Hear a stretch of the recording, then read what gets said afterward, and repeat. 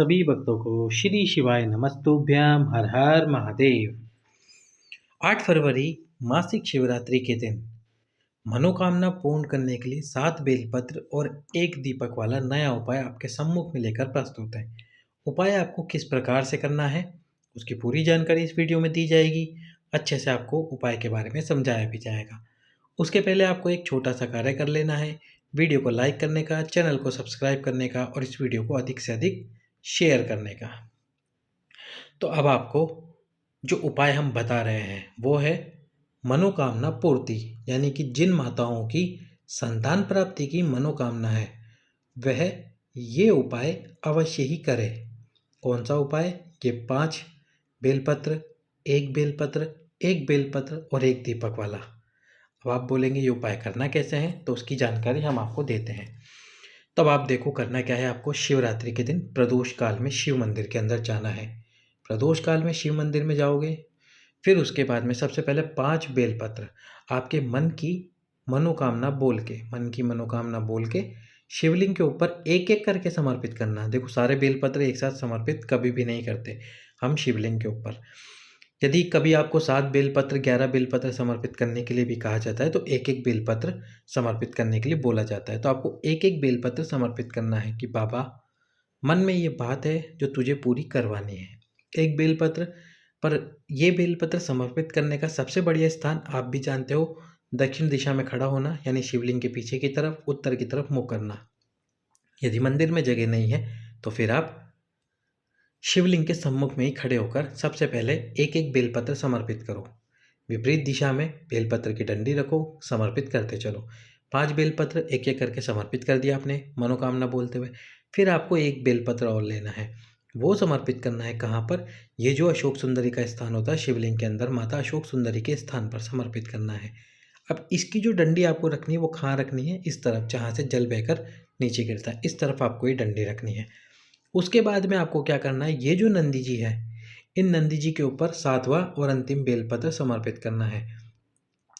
अब इनके ऊपर जो आप बेलपत्र समर्पित करोगे उसकी जानकारी, जैसे हम जब भी बेलपत्र समर्पित करते हैं, जैसे कि ये बेलपत्र है तो बेलपत्र का ये चिकना वाला भाग शिवलिंग को स्पर्श होता है, ये वाला भाग शिवलिंग को स्पर्श होता है। पर जब भी नंदी जी के ऊपर बेलपत्र समर्पित होता है तब हम क्या करते हैं, ये चिकना वाला भाग ऊपर की तरफ रखते हैं, ये वाला भाग नंदी जी को स्पर्श नहीं होता। ये जैसा बेलपत्र रखा हुआ है ऐसा का ऐसा ही हम शिवलिंग के ऊपर नंदी जी के ऊपर समर्पित करते हैं। ये बात को आप जानते होंगे, नहीं जानते होंगे तो आज आपको बता दी है मैंने। नंदी जी के ऊपर जब भी आप बेलपत्र समर्पित करेंगे तो ऐसा का ऐसा, जैसे ये सीधा रखा हुआ है ऐसा का ऐसा ही रखना है। ये चिकना वाला भाग जब शिवलिंग पे समर्पित करते हैं तब शिवलिंग की तरफ होता है, पर जब भी नंदी जी के ऊपर हम बेलपत्र समर्पित करेंगे तो ये चिकना वाला भाग नंदी जी के ऊपर नहीं जाएगा। ऐसा का ऐसा ही बेलपत्र समर्पित करना है। इसके पीछे जो गुरुजी ने कारण बताया था वो क्या बताया था कि जैसे ही हम ऐसे बेलपत्र समर्पित कर देते हैं बिना चिकना वाला भाग नंदी जी की तरफ करके, तो जब शिव जी नंदी जी के ऊपर बैठते हैं तो वो बेलपत्र शिव जी को स्पर्श होता है और हमारा जो बेलपत्र है वो शिव जी को समर्पित हो जाता है। तो इसलिए जब भी नंदी जी पर आप बेलपत्र समर्पित कर रहे हो इस बात का ध्यान रखें कि बेलपत्र इसी प्रकार से समर्पित होना चाहिए, यानी कि जब नंदी जी पे बेलपत्र रखा हो तो ऐसे दिखता हुआ होना चाहिए।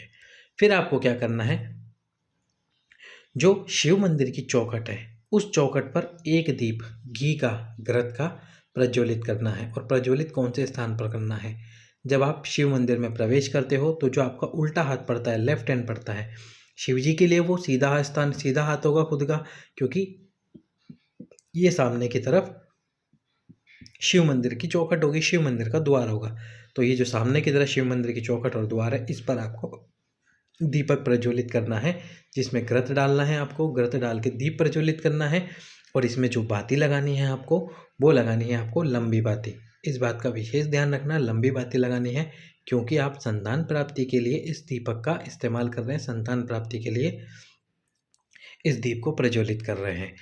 प्रत्येक शिवरात्रि यदि आप कर सको तो प्रत्येक शिवरात्रि कर लो, यदि ना कर पाओ तो केवल एक शिवरात्रि को ये उपाय अवश्य ही करना। अब हम चलते हैं अगले उपाय की तरफ। तो अगला जो उपाय है वो है भृंगेश्वर महादेव, चंपेश्वर महादेव और कुंदकेश्वर महादेव वाला। इस उपाय में आपको क्या करना होगा, बेलपत्री के वृक्ष का इस्तेमाल करना होगा। अब उसके साथ में आपको क्या करना है, शिवरात्रि के दिन प्रदोष काल में बेलपत्री के वृक्ष के नीचे पार्थिव शिवलिंग बनाओ। पार्थिव शिवलिंग बना के आपको इन सारी वस्तुओं की आवश्यकता होगी।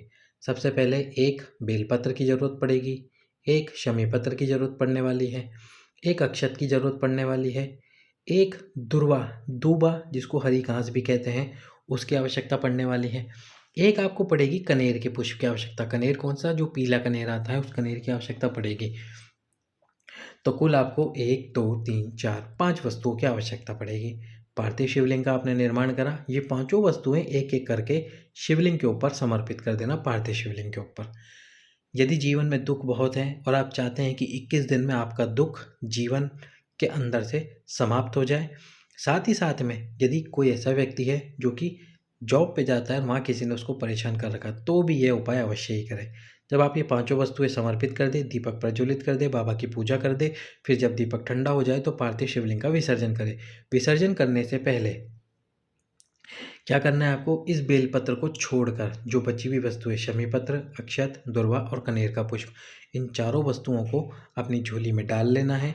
फिर शिवलिंग का विसर्जन कर देना है। इन चारों वस्तुओं को लाकर अपने घर में रख लीजिए। आपके जीवन का कैसा भी दुख हो, रोग हो, तकलीफ हो, या जीवन में कितनी भी व्याधियाँ चल रही हो, वह व्याधियाँ पूरी तरह से समाप्त हो जाएगी मात्र और मात्र 21 दिनों के अंदर अंदर।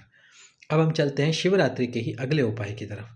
तो अगला जो उपाय है वो है, यदि आपका बच्चा गलत संगत में जा रहा है, किसी दूसरी राह पर जा रहा है, आपका कहना नहीं मानता, तो शिवरात्रि के दिन शहद और लाल चंदन का लेपन, यदि वो बच्चा स्वयं कर सके तो बहुत अच्छी बात है, नहीं कर सके तो उससे स्पर्श करा लीजिए। इन दोनों पे, शहद पे स्पर्श करा लीजिए और लाल चंदन पे स्पर्श करा लीजिए।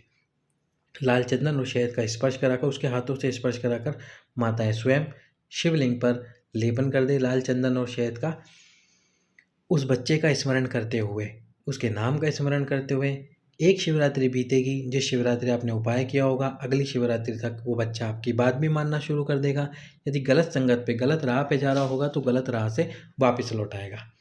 अब अगला उपाय जो कि नेत्र ज्योति के लिए है। नेत्र ज्योति के लिए आपको क्या करना होगा, पीपल का एक पत्ता लेना है, उस पीपल के पत्ते के ऊपर शहद रखना है। शहद रखने के बाद में पीपल के पत्ते से शिवलिंग के ऊपर शहद गिराना है, यानी कि पत्ते को समर्पित नहीं करना, पत्ते को शिवलिंग के ऊपर रखना, खड़ा रखना, ताकि उस पत्ते से धीरे धीरे एक एक बूंद करके शहद शिवलिंग पे गिर जाए। जितना शहद शिवलिंग पे गिर जाए उतना सारा शहद आपको लेके आ जाना है और उस शहद को आपकी नेत्र में लगाना है। आँखों की जितनी भी समस्या आपके जीवन में चल रही है, कम दिखता है या और भी कोई आँखों से संबंधित समस्या है, वह सारी समस्याएं समाप्त हो जाएगी। तो ये थे शिवरात्रि के उपाय जो कि 8 फरवरी को पड़ रही है। 2024 में 8 फरवरी को शिवरात्रि पड़ रही है।